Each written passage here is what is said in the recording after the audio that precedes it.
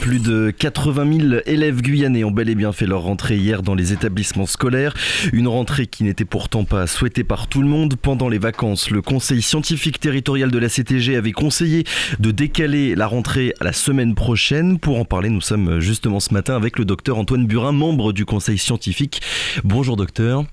Bonjour. Pour quelles raisons, selon vous, il aurait été intelligent de faire rentrer les élèves guyanais une semaine après les autres, comme ça d'ailleurs était le cas dans plusieurs pays européens?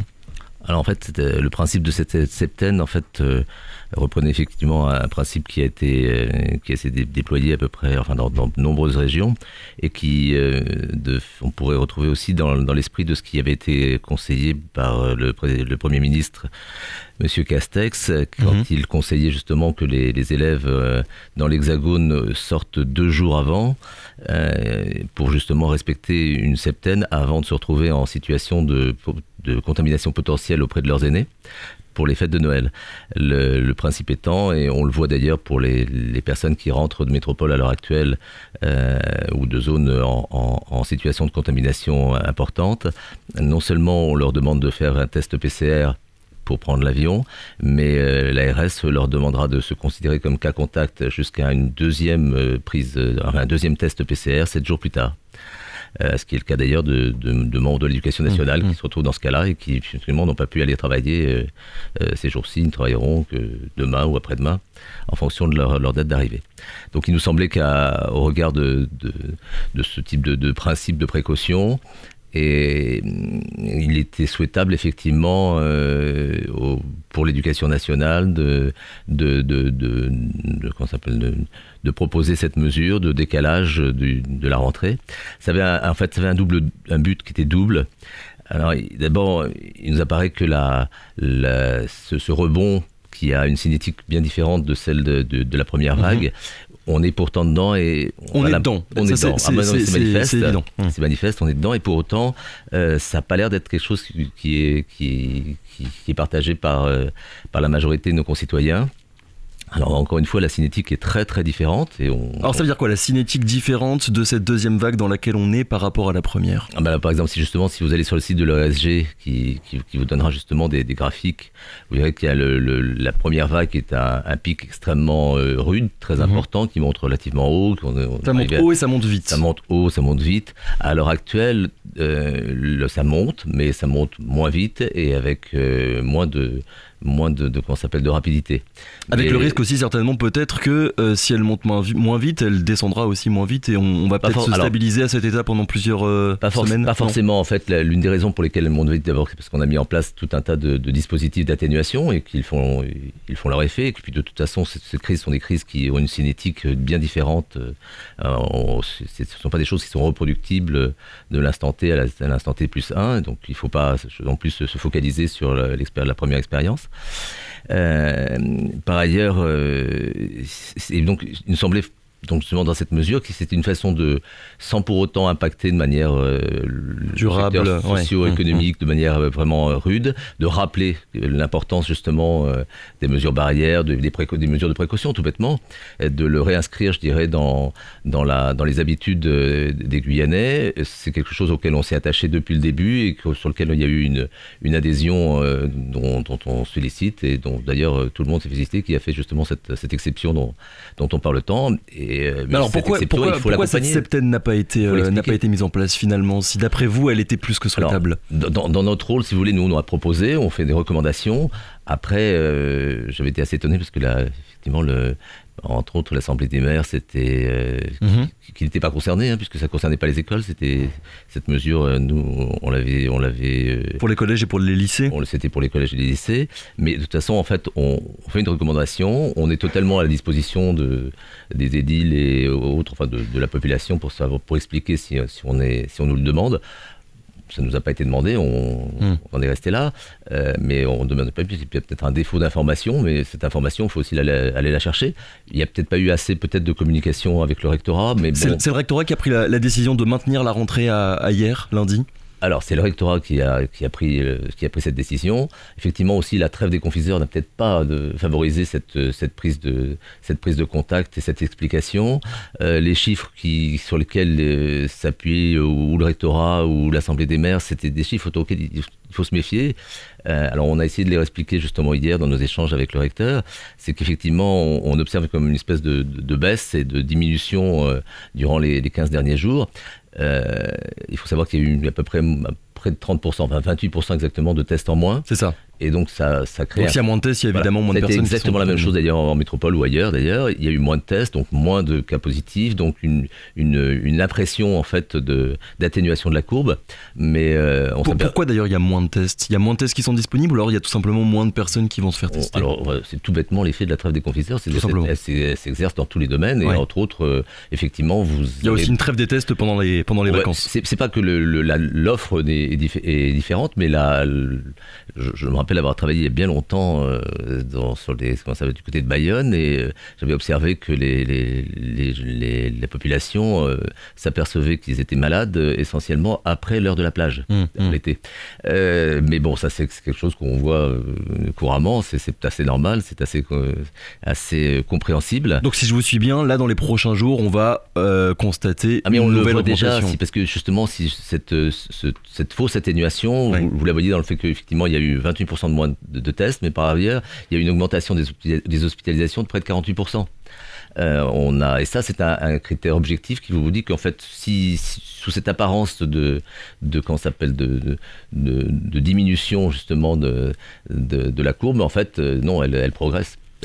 Est-ce que vous craignez, vu que la rentrée a bel et bien eu lieu hier dans tous les établissements scolaires guyanais, est-ce que vous craignez un nombre important de nouveaux clusters qui vont apparaître dans les établissements scolaires? Il faut peut-être rappeler ce chiffre, un tiers des clusters se situent dans le milieu scolaire, donc on mesure quand même l'importance de cette rentrée. Alors encore une fois, si vous voulez, il y a fait une espèce d'abscification sur le milieu scolaire et l'un des aspects qu'a défendu le recteur a raison, c'est qu'effectivement cette stigmatisation du scolaire le gênait. Mais encore une fois, c'était une mesure qui avait aussi valeur de symbole, qui permettait justement d'attirer l'attention sans pour autant impacter le secteur économique, qui a été lourdement éprouvé. Jean-Paul en parlait là ce matin, je l'écoutais, effectivement, et c'est quand même, on a une responsabilité justement essayer de soulager ça au minimum et justement de mettre en place des facteurs d'atténuation qui nous permettent d'échapper à une éventuelle mesure un petit peu traumatisante, enfin qui serait terriblement traumatisante sur l'économie guyanaise. Donc justement cette prévention, c'est quand même le principe en médecine, c'est de prévenir pour ne pas être amené à guérir, si tant est que le patient en Guyane soit encore au stade de la réanimation. Sur ce point, docteur Buran, je sais que c'est compliqué depuis le début de la crise sanitaire d'avoir un consensus dans la communauté médicale, mais est-ce que une majorité, on va dire, de médecins en Guyane était pour décaler cette rentrée scolaire? Alors ça, je ne pourrais pas vous dire. Je sais pas. Non, c'est compliqué de savoir. Ouais. D'une part, puis il n'y avait pas une homogénéité, et puis qui permet comme dans n'importe quel groupe social. Mais c'est du bon sens en fait. C'était vraiment à partir du moment où on a la possibilité, et ça a été le cas hier, d'expliquer un petit peu le pourquoi du comment, tout le monde en fait tombe facilement d'accord. C'est évident que de toute façon il faut prévenir, c'est évident que mettre en place des mesures d'atténuation à l'avance est souhaitable plutôt que d'en payer le prix plus tard. On avait aussi on évaluait à peu près une vingtaine de milliers de personnes, les personnes qui avaient quitté le territoire et qui étaient qui seraient en situation dans des zones à contamination forte et qui reviendraient. Alors par l'aéroport, le dispositif est relativement bien maîtrisé par l'ARS. Sur les autres frontières, compliqué. J'en veux pour preuve ce que le maire de Saint-Georges disait par lui-même.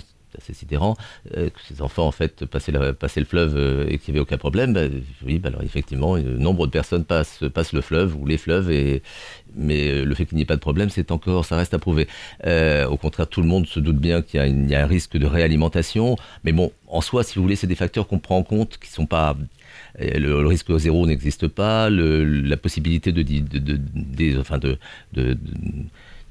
réduire justement à zéro la contamination, c'est pas possible. Mais en revanche, la responsabilité, c'est d'atténuer au maximum et de diminuer justement l'impact. Mais justement, dans cet objectif de pas forcément réduire à zéro, mais de réduire le plus possible le nombre de contaminations, pour revenir sur le sujet de la rentrée scolaire, est-ce que l'une des solutions, ça ne serait pas de tester massivement les élèves ? Alors, le test, si on y a participé très largement, est effectivement, sinon la solution, du moins le facteur prépondérant dans ce type de lutte épidémique. Par principe, et c'est ce qu'on a soutenu depuis le départ, la politique de l'autruche, c'est jamais bon. Il vaut mieux être conscient de ce à quoi on est confronté plutôt que de finalement en subir le contre-coup. Mais encore une fois, pour ce qui est des clusters en milieu scolaire, il faut bien aussi comprendre que, et ça c'est aussi la façon dont ça sera perçu, ça aussi ça n'a pas été un souci de préoccupation, c'est que d'une manière administrative, de toute façon, un élève touché, ça va faire une classe contact, ça va faire donc une trentaine d'élèves, ça va faire une trentaine de familles, ça va faire une angoisse supplémentaire qui se diffuse. Ouais, tout d'un coup, le nombre de personnes touchées. Voilà, il y a un énorme. effet démultipliant qui est très important et qui, je vais dire, va surestimer l'impact, va démultiplier l'impact social. Mais cet impact social aussi, lui, est à prendre en compte. Et c'est aussi là-dessus que ça nous paraissait important d'agir. Antoine Buran, on parle depuis tout à l'heure de la rentrée scolaire, mais il y a également le sujet des vaccins. Est-ce que vous savez d'ici combien de temps les doses vont arriver en Guyane ? Alors, sur où on est un petit peu dans le brouillard, comme en métropole. Il y a eu un point qui a été fait à la préfecture, auquel a participé donc des personnels donc de la CTG, Grégoire Michaud, donc ce qui nous a été annoncé, c'est qu'il y avait environ 1 millier de doses qui arrivaient à partir du 12 janvier et qu'à partir du 18, des unités de réfrigération à moins 80 degrés suivraient. Alors,